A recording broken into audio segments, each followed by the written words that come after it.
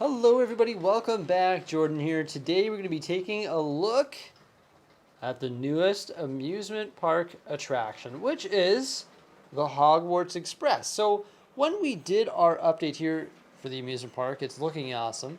We only had one train operational, and of course, that was the Disney train, which is amazing. I love this train. And at the time, I did not have the Hogwarts Express operational. So today in this video, we're going to be taking a look at the Hogwarts Express. I'm going to be showing you how I motorized it and whose instructions I used to motorize it, because of course we found those instructions on Rebrickable.com and they were done by MoonManBricks. So thank you so much, Moonman. I love watching that Disney train go around the train track here in the amusement park. It is fabulous. Love getting the minifig point of view as well, and I plan on doing more video involving the minifig point of view once we get more minifigs, of course, added to the LEGO amusement park. So this is an awesome set. I love it. And right behind it here, you see platform 9 3/4, where we have the Hogwarts Express parked. So this is actually really cool. We use the basic Hogwarts Express set, but we modify the tender using the Rebrickable instructions that were provided to us by Moonman. And then we actually use the basic cars here, passenger cars, straight from the instructions. And then I added a caboose or trolley car to the end of it. So we'll take a look at the interior details of all this. We'll get it zooming around the track, and I'll show you how this tender car here is actually motorized using one of the Bluetooth power functions, which is actually the same power functions that is currently being used to power the Disney train as it makes its way around the amusement park here. So here we go. It's going a little bit faster, and it looks absolutely glorious. I could not be more pleased with the outcome of this here. The Motorized Hogwarts Express, the first time it's ever been operational here in the LEGO City. It is fantastic. I love the steam engine aspect of it here.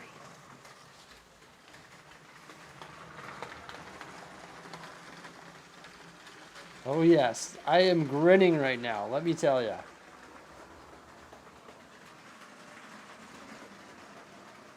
Powered using one of the Bluetooth motors, power hubs, and drive wheels, of course. And it's that car right there, which is the tender, just behind the steam engine, that is powering it, of course. Unfortunately, the track can only accommodate one moving train at a time. I don't think I'm coordinated enough to have both going, although you probably could.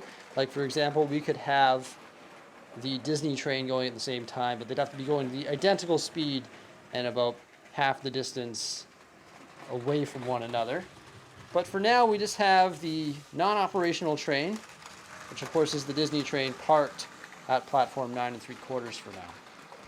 So it's a multi-function train station, although there is the Disney train station right over here that we hopefully plan on actually modularizing here and putting it back on relatively soon. It's definitely on our project list. Let's take a detailed look at the Hogwarts Express there. So this is a lovely Harry Potter set. It actually originated as the Hogwarts Express set that came out in 2018. That's LEGO set 75955 that came with 800 pieces. And we actually took two of those sets, and then also the instructions from MoonManBricks on Rebrickable.com.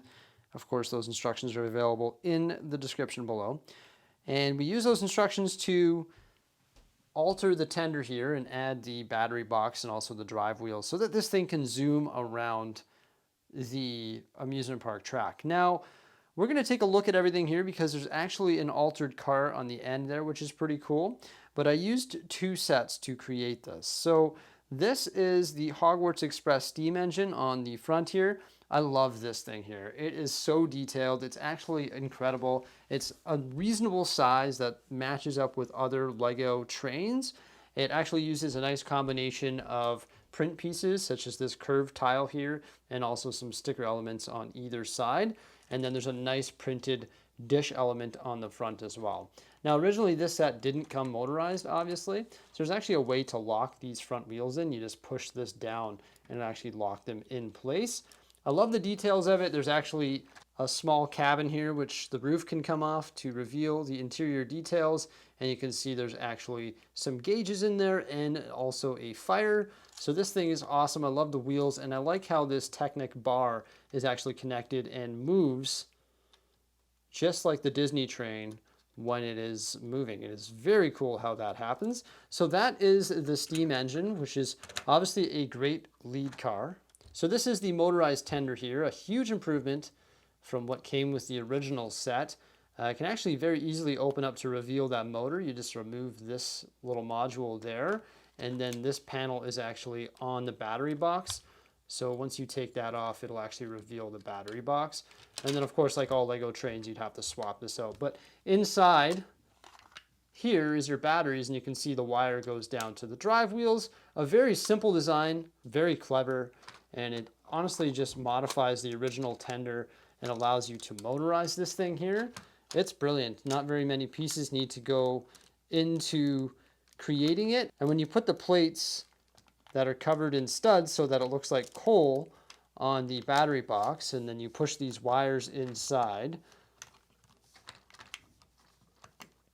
and put this on, it hides that battery box just beautifully, and you don't even know it's there, which is really clever. Like when you look at this, you'd be like, you wouldn't know that there's a battery box in there at all, right? It's awesome. And then obviously to turn it on, you just push that green button, and this 2x2 plate covers that up. So it's a very clever design, and it works perfectly for motorizing the Hogwarts Express and also concealing your battery box within. It's just brilliant. Now the next two cars that we have are the two passenger cars. They're essentially identical. One thing I will say is that I'm missing my stickers. I lost my sticker sheet. I don't know why. But yeah, these are all connected by Technic pins here. So it's not magnetic couplers. That's how the original set was. And you can see through there, so it's an open concept. Nice band of dark tan colors there, 4 windows on either side. Mine's only stickered on one side because I lost the sticker sheet from my second set. This will actually open up, and I've got some passengers in there, which of course would be amusement park guests. There's Gunther in there for some reason. Not sure why Jose did that. Obviously, these trains are very tight. There's not a whole lot of space in there. It's only 4 studs wide. So your seats take up over 2 studs because they have like an armrest. It's like 2.5 studs. So it gets a little bit tight in there. You can't really fit the trolley through there that this comes with, because it also comes with some Harry Potter minifigures that you'll see in the next cars as well, such as the Trolley Witch and Lupin and Harry Potter and Hermione, and also Ron Weasley, of course. So in here we've got some of the Harry Potter figures, I believe. Yep, there we go. There's Hermione. Oh yeah, I forgot to show you. This actually breaks apart too to reveal it even more. I don't know why I didn't do that on the last one, but yeah, it's modular just like that. So it's very revealing when you just pop that whole module off, which is definitely a nice feature. Here you've got Harry, Ron with the chocolate frog, Scabbers, and also Hermione sitting in that car there. It's funny that I forgot about that. Boom. That's nice, hey? So the roof is modular, and so is the sidewall, which is definitely pretty awesome. So you can see some of the details inside. Now this is the custom trolley car that I actually produced here. I used the basic design of these cars, but then I modified it. As you can see, I didn't do windows, and I made it an open concept on the front here. So we've got a Dementor there, and a nice railing here that I built using some droid arms, and also a couple hammer elements there. Just some bars on some clips there. Once again, followed that same design with the red and the dark tan. And of course, the roof design is identical to the set, and will pop open just like that there. There we have our Dementor, and like I said, they're a little bit tight. You can see the trolley wizard there has her trolley. It just dislodged from her hands there as we've been jostling around, but not much room for like a kitchen or any sort of cabinets or anything inside, especially when you're trying to fit minifigures in there. It's only 4 studs. So I just put Lupin, the trolley witch with the trolley, and also a Dementor, sort of made like a little scene there. You can see she's scared of the Dementor, and then there he is, probably using a Patronus charm to scare away the Dementor, or sort of get rid of him.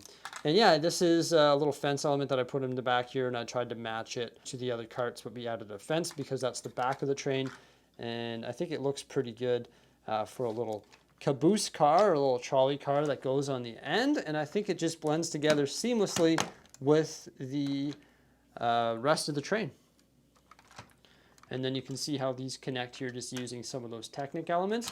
It's not the magnetic couplers, and for that reason, if you build them any bigger, they won't take the turns as well as some of the other trains, because the wheels on the bottom are actually in a fixed position. Of course, you could modify the bases of these, and you could add some of the magnetic coupler. Wow, I just put this in the wrong way, but you could add some of the magnetic couplers so that it works properly. Let's get this thing reassembled here off camera and then get it zooming again around the amusement park. Definitely a really cool train that I'm really happy to have going around the amusement park here. And honestly, it's really easy to motorize it, and you could do it just using one set and the battery box and the drive wheels, so it's pretty cool. It's not like you have to go all in like I did and build a second passenger car and also the trolley car. You could very easily just get the set and have these 2 front cars and a passenger car. So the 3 front cars is what it would be. I've just decided to extend mine to 5 cars. So yeah, I definitely like it. It's a good set. I wish the Lego group would have made it motorized in the first place. I don't know why they wouldn't have done that. I guess just to keep costs down.